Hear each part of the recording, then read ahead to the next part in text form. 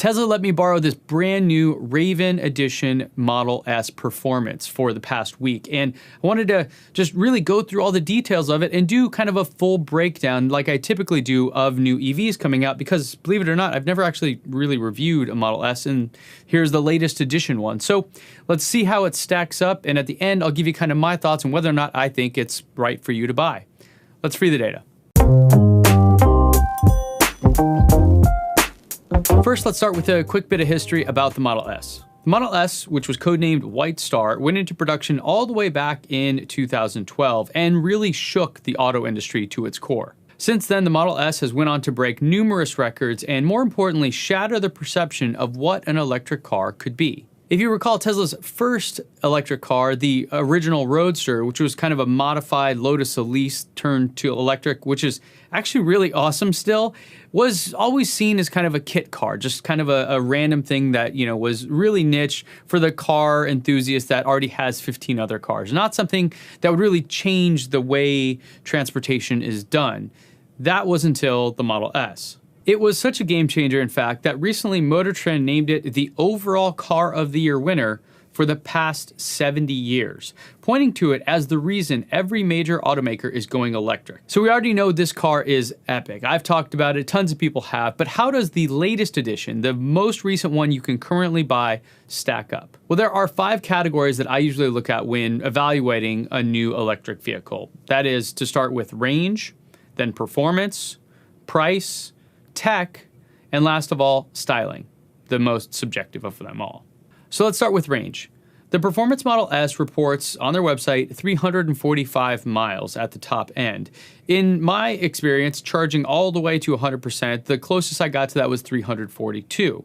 But across my week driving it, my efficiency was around 69%. So real world miles that I actually got were around 235. Now, of course, this depends on many conditions.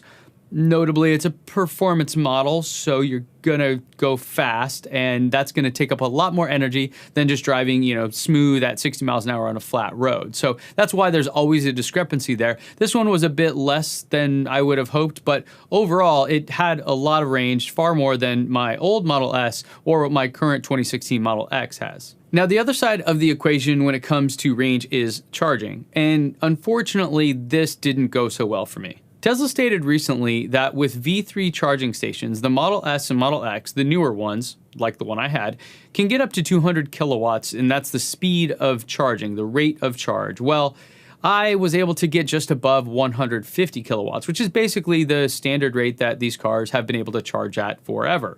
And this was at the Supercharger V3 Link High Roller Station in Las Vegas, the kind of premier V3 charger in the world right now. In fact, the only public one they've announced other than the 2 stalls over at the Hawthorne facility. So that's not great. And that is, I probably think, the biggest difference here between this versus the Model 3, and something I sincerely hope they update very soon. This is basically on par with the S and X that have been around forever. It's just not as good as the Model 3. And so that's where I think that there's a big discrepancy, considering this is their flagship vehicle. And that brings up today's sponsor, CuriosityStream. CuriosityStream is a subscription streaming service that offers thousands of documentaries and nonfiction titles from some of the world's best filmmakers, including some of their own exclusive originals, geekumentaries, as you might see them called.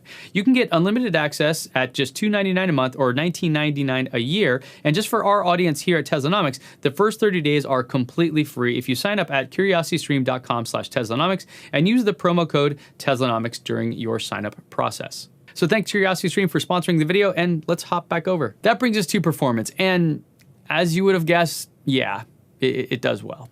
Tesla lists a 0 to 60 for this car at 2.4 seconds, and certainly some people have been able to do that, but my testing results weren't as good. Using Dragy to measure my results, I did several runs the other morning, and the best time I was able to get was 0 to 60 in 2.76 seconds. Now, this was slightly downhill, so Dragy kind of marks it as invalid. The closest I got with the valid choices were 3.11 seconds 0 to 60, and overall, very good performance, very quick, but not near that 2.4 seconds that they advertise. Now, another test I did, which I felt was fair, but again, Dragy didn't like, I went a bit uphill and then a bit downhill, an on-ramp to the freeway. This got me 2.99 seconds. So as far as a real-world test, I think this is fair. I think this is real. I did several of these, and really, if you think about it, on the road, 0 to 60, you're getting onto a freeway, unless you live somewhere that has 60 mile per hour regular roads, which would be kind of crazy. But where I live, this is about as real world performance test that you can get. And that's really what I wanted to show here. If you wanted to get that 2.4, the vehicle is certainly capable of that, but there's a lot of prep that you have to do. So you have to have the tires be warm, the battery has to be all warmed up, and you also have to go to a drag strip, which also has kind of extra stuff on the mat there so you can get an even better traction off the start. So yes, totally possible. I don't think that number's fake. We've seen it in real life. In my real world testing, I didn't quite get it. But in general, this car is incredibly quick. If you've never driven a car that goes sub 3 seconds, 0 to 60, it will blow your mind. And obviously, there's tons of videos like that online. But that's the data that I saw, and not exactly what I was hoping for, but still really impressive. And if you want to dig deeper and find more testing of this on an actual drag strip where the preparations have been properly done to get that maximum 0 to 60, head over to my friend Brooks' channel at Drag Times. Now let's talk about the Raven part of the name here. This is the Raven Edition Model S. And so what this has is a new type of suspension that will kind of detect what's going on with your driving habits, what roads you're on, and adjust to give you the best overall kind of performance if you design it that way, or cushion and luxurious kind of like just smooth ride. Now I did notice that it was better than my 2016 Model X, which has air suspension, and far better than my old 2013 Model S, which didn't have air suspension, but I wouldn't say it was night and day. It was something I noticed. I more noticed it when I was stopping the car and it would kind of adjust, but it wasn't something that just as I was going along felt, wow, this is incredible. Because it already kind of feels incredible, So the difference there was minor, I would say. It wasn't a game changer for me in terms of overall performance or just usability and drivability. So let's talk now about the price. This vehicle priced out was $112,990. That is the Performance Model S with the pearl white paint, the 21-inch wheels, and the full self-driving software add-on. Now, if I were doing it myself, I would probably only get the 19-inch wheels, not the $4,500 edition, so it'd be a bit cheaper depending on your configuration, but you're right around $113,000 before taxes and fees. And so that brings up the question of whether or not you should buy a used one and what options are there. In my quick search, I was able to find one that was very close and still quite a bit cheaper than this model. And this one I would probably buy versus this brand new just because they're almost spec for spec, and it's quite a bit cheaper. So if you can find a used one, if you're in the market here, I would look there because they do exist, and you may have a couple differences, but you could save 15, 20 grand on that. So that's definitely worth checking out, just at least for a few minutes there. And now let's talk about the tech in the car. And I'll kind of point out some of the differences from my old 2013 Model S compared to this one. Of course, it has this giant 17-inch screen, portrait mode style, right in the middle, as well as a second screen behind the steering wheel, the binnacle dash, as they call it, that has more information around your navigation, your media, your trip, as well as just your speed and those kind of things. So you're able to kind of offload all of that information and put it in a better position than, say, where the Model 3 has it, taking up almost a third of the main screen and, off to the side. So that is, I really love that feature of this car. And it is something that makes it difficult for me when I drive my wife's Model 3, getting used to kind of having to look over with that information there. It does have all the latest software, so all the games, streaming music, karaoke, all that kind of fun stuff. But more tangibly, the bits that were missing from my old Model S that this one had that I really would have liked were Sentry Mode and the dash cam. Now, of course, my older one didn't have the camera, so it couldn't have done those things. But these features I really, really like. So if I were buying a Tesla today, I would really look for one that supports both of those, which means you have Autopilot 2 or later. It also had the voice controls and all the kind of latest and greatest software, which is really good. And with that, of course, it had what is called MCU2. This is the newer edition of the computer, the kind of central processing unit that runs the media control center, the middle part of the screen, so the navigation, when you're watching YouTube videos or playing any of that. And in fact, it felt so much newer and so much better, even compared to my 2016 Tesla Model X. So that is something that overall, of all the differences between this car and my old S or my current X, I felt like MCU2 was the biggest upgradable kind of feature that I really would love to get added to my current Model X. Now pause here for a second. I know Elon has mentioned that this might be possible, although I haven't heard many more details about that, but I think he kind of alluded to it might not be worth it. You should just upgrade the car. I disagree on that. If you can get this thing for $2,000 or $3,000 and you can buy a used Model S or Model X for $30,000 cheaper than a new one, I think it'll be worth it, because of all the stuff there, that to me made the most noticeable difference. And the reason it was so noticeable is because I use it all the time. So when I navigate somewhere, when I search for something, when I play music on the radio, all of these things, I'm interacting with that MCU. So that, I feel, is a pretty major upgrade. And if you can get that for a couple $1,000s, I would maybe factor that in when you're trying to figure out, should you buy new or should you buy used? And of course, we have to talk about Autopilot and Navigate on Autopilot. These are the latest and greatest and best in class driver assist and autonomous driving capabilities of any vehicle on the road. In my testing, Autopilot itself, just keep you in the lane, speed up, slow down features, did really well. They did better than my original Tesla Model X, which has Autopilot 1, but it wasn't, noticeably different in those regard because those features are just the same.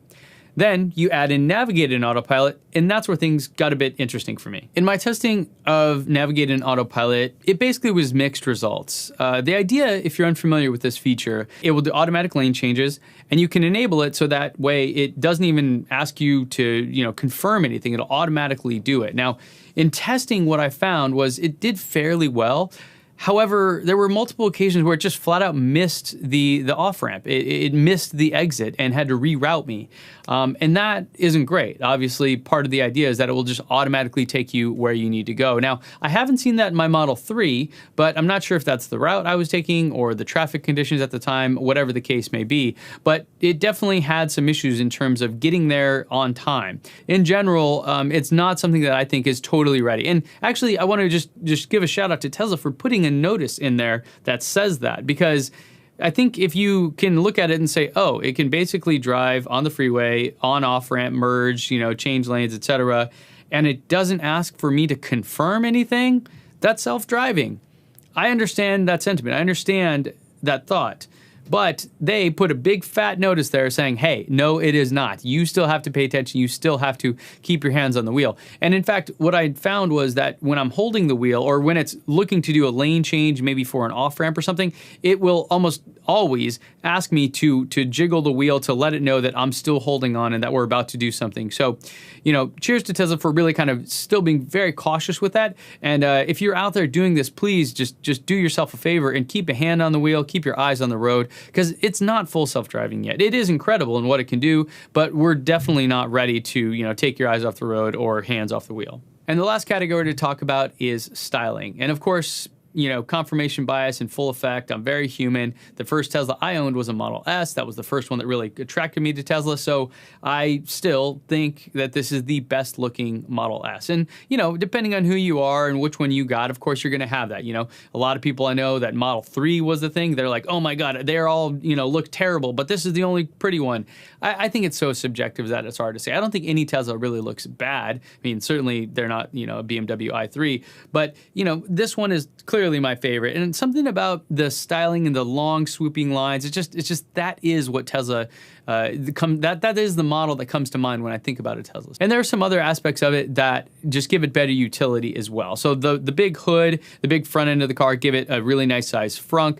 The trunk and the hatchback specifically are tremendous. It really kind of gives you, in my mind, the balance of being able to drive a performance sports car feel, but also being able to, haul stuff and, load it up with the seats going down and the hatchback going up. So I think that's why essentially this still is my favorite Tesla. I think it looks the best and it gives you the best utility in a kind of balanced way. Yes, the Model X has more, but you have a bigger car. It's just a different animal altogether. So you get a lot of that here, but you also get the really fun feeling of being really, grounded and driving in that regard versus being up and driving. It's just a different experience. So I love it, obviously, and hope to get one soon. And let's talk about that, because the question is, should you buy this? And, It's hard to say. I would totally buy this car. I think it's great. It clearly is the best Tesla in my mind. It's the fastest. It has the best utility. It has the best range. The only thing it really doesn't have is the charging. And if you don't need the extra space, the price is an issue. So overall, for me in my situation, it is the best one you can buy. So yeah, I would totally buy it. The only thing that gives me a pause is whether or not there's a brand new version of it that is going to be blow this one out of the water coming this year. Elon's talked about it, and some of those things are rumored. So that's the only way that I would kind of think, maybe not. So if I was looking to buy a Model S, this would be a candidate. A used one also would be a candidate if I could find one similar like the one I showed you earlier. I think they're all just tremendous vehicles. You're really not going to go wrong here. And depending on how long you want to keep it, you may want to wait a little bit, or you may want to buy now. So, there's lots of different angles and how to make that decision.